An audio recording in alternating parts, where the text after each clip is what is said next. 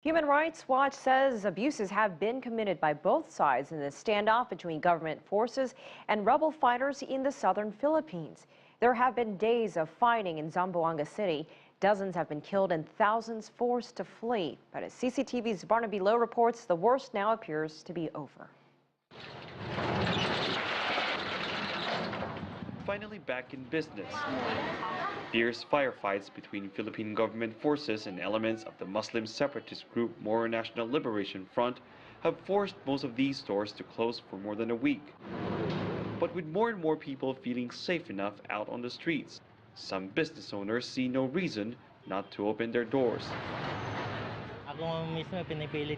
We can't let fear take over our lives.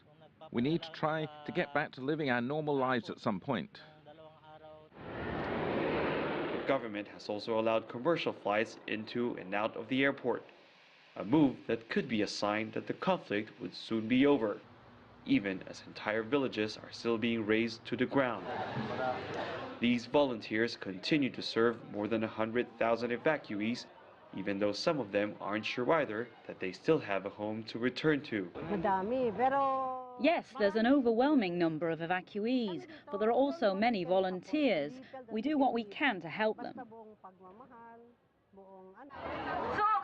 But the crisis doesn't end when the fighting ends, especially for these children.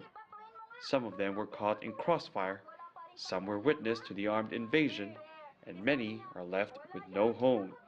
Painful experiences that could leave them scarred for life, and that these volunteer teachers are trying to help ease.